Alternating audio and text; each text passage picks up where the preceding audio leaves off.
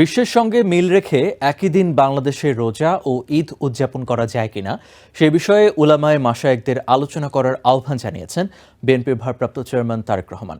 রবিবার ঢাকায় আলেম উলামা ও এতিমদের নিয়ে এক ইফতার মাহফিলে ভার্চুয়ালি যুক্ত হয়ে তিনি এ অনুরোধ জানান।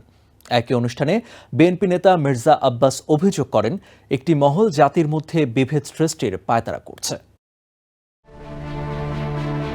প্রতি বছর রমজানের প্রথম দিনে ওলামা মাশায়েখ ও এতিমদের নিয়ে ইফতার মাহফিলের আয়োজন করে বিএনপি। এরই ধারাবাহিকতায় রবিবার ঢাকার লেডিস ক্লাবে ইফতার মাহফিলের আয়োজন করে দলটি। অনুষ্ঠানে অংশ নেন ঢাকার বিভিন্ন মাদ্রাসার এতিম শিক্ষার্থীরা।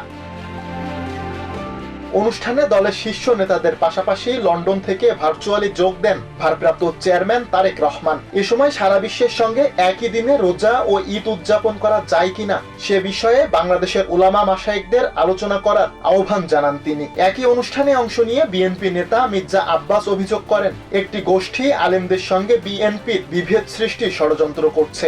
আলেম ওলামাদের সঙ্গে একটা দূরত্ব ভেদ সৃষ্টি করার চেষ্টা করছে। এদিন জাতীয় প্রেস ক্লাবে অন্য এক অনুষ্ঠানে অংশ নেন দলের স্থায়ী কমিটির সদস্য সালাউদ্দিন আহমেদ। এ সময় তিনি বলেন, নির্বাচন দিতে যত দেরি হবে স্বৈরাচার ও তার দোসররা তত ষড়যন্ত্রের সুযোগ পাবে। Sulaiman Kabir, TVN 24 news desk.